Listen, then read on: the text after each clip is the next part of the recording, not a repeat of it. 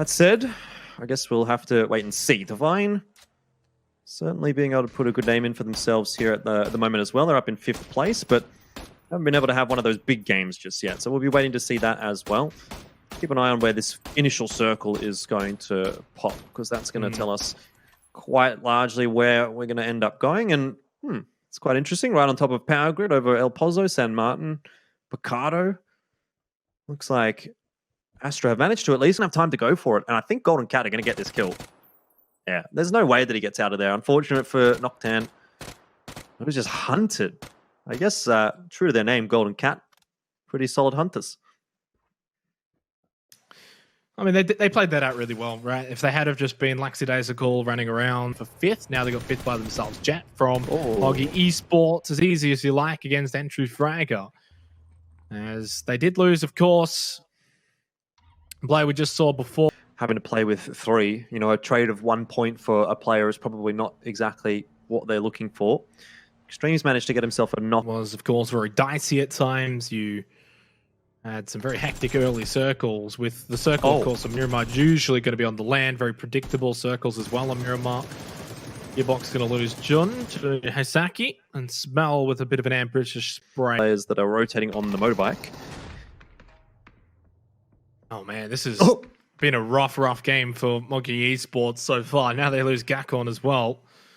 Only, what, 2 players remaining for them after what was a pretty decent... In the end, that works out well for them. Unfortunately, this might not work out well for B2. Surely, Genforce, Samoy from Victim Rise. Both unsuccessful. Never mind, that is successful. Blow up equals kill equals happy face. Well, not if you're B2. He was picking up a bit of pace going up the hill, and this is where it becomes problematic because you lose momentum, and he jumps out of the vehicle a little bit too early, expecting it probably to blow up. All that happens is he knocks himself out. And the IC with the way Q Confirm have been playing. But now they're up to their eyeballs against Divine Esports. Spit and Jowman combined. They'll get the elimination onto Turtle. So 3 more members of Divine to deal with. Divine have, while being kind of a disappointment so far, at least for me, I was expecting them to be in the top 3-4 contesting teams. And again, kind of like Charity Showdown, they have just been inconsistent. NAMC, Levi's remain as the last one alive. They might have to just ditch this situation, Jordan, get out of here, move away from Q Confirm. Yeah, they said, well, what in the hell are you guys doing? That's not one way to... whatever. Looked like Spider-Man trying to climb up the wall with the Murado. Bryn's the loss with alive for Carnage. And, well, it has been a bit of carnage for them in this game, particularly. They hadn't been too bad over the first 3 games, but that was a bit of a stinker here on Miramar. 1 game to go for them. Speaking of a stinker, Yoshi Mimburi has been stinking it up over the first 3 games, Jordan, but now, with a bit of help from Rossiter Jr., might just be able to turn his fortunes as well around on Miramar. Yeah, Friendly is going to be trying to get himself into the circle, but don't know how he's going to be able to get past Cerberus, to be quite honest with you, Xenox. Surely, I was going to say, surely they don't know Jet's there, but apparently they do. And because of the fact that they do know Jet's there, I don't really give Jet much of a chance. Does get a knockdown onto Birit. That's all it's going to be, though, as Genforce was there. 2v1 was always going to be tough. And, well, I mentioned Yoshi before. Jordan, unfortunately, he just can't get anything to go. He's of the circle, and it's a defendable spot as well with a lot of Defilade to play with. So they may have their fortunes turning around here in Game 4 of tonight on Miramar.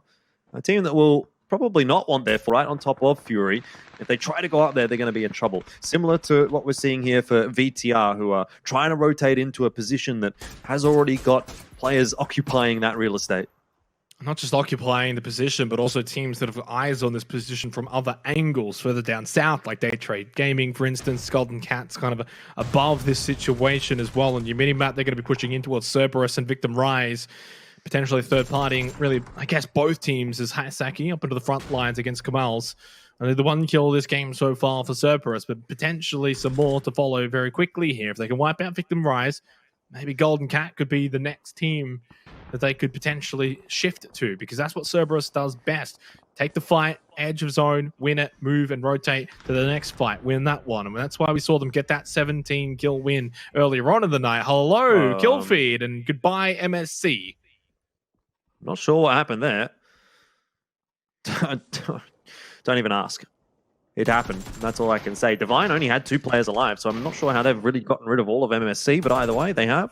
Hey, Saki will try to fire a few shots into Jen Foss, who's one of the remaining members of VTR. Cerberus have lost Subang. Right now he's lying on the floor and not quite finished off. That's given the opportunity for Smell to peek. You can't be missing those kinds of shots as Gen Foss. Subang remains alive and Kamal's is finished as well. Cerberus negotiating another fight quite effectively and put themselves back into first place, overtaking Q Confirm again. Chill still knocked down, but 4 kills for Day Trade. Make it 6 with a couple of Gearbox players bleeding out and dying.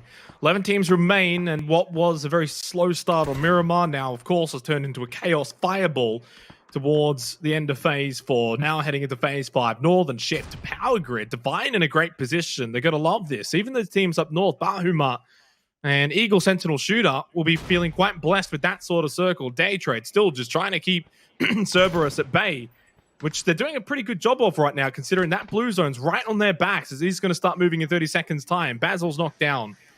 And for Cerberus, could this be an early finish for them at the hands of Day Trade?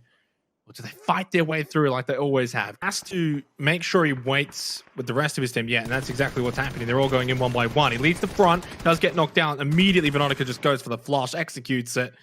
I mean, you can't really blame Veronica in that situation. Needs to get every point that he can feasibly get. He's obviously not going to be able to transfer and get another 2 or 3 knockdowns to result in a team wipe against Astra. Goes for Zoid. Smart play in the end. Not able to cover Zoid quick enough to make sure he doesn't get flushed. Cerberus, though, I mean, look, this is why you don't count them out. They've been able to sort of hold steady out to the southwest, able to really not be too deterred by that blue zone. And in the end, they come out on top against Day Trade Gaming, despite the fact that they were in the worst position for quite a while. In saying that, Golden Cat hadn't really third-partied the way that I thought maybe they would. They didn't really push into it. Now they finally make their presence known. Not only them, but so has Astra. From above a little bit, well, technically it's above, but also below. They've got a high ground, but they're technically south, as we're 20 seconds away now from phase number 6. Power Grid and Buriram United, QC, still there as well on the south side of Power Grid, and a couple of the teams still up north. Bahuma, Eagles. Really performed quite well in the charity showdown as we see Cerberus out in 7th place, but haven't been able to get the ball rolling too much here today in day number 1. And here, a long way to go, but Loki, Fury, Divine, are they going to be able to keep up with the pace? Of course, though, the leaderboard is 6th, 7th, and 8th, all still alive in Golden Cat, Astra, Buriram. Those teams are all still have 2 players alive down towards the southern end of the circle, but man, they're already still kind of putting their mark onto this game. The knock onto Nikus is finished off by Tom K, so those points are stolen. Maximus in trouble now. Edie spamming through that smoke, won't be able to finish Maximus off, but he might not last too long. He is bleeding out quite quickly. Copped a couple of... Oh, to take him down. Never mind. Oh, Edie right in front of him at the tree. Nice spray from Jowman.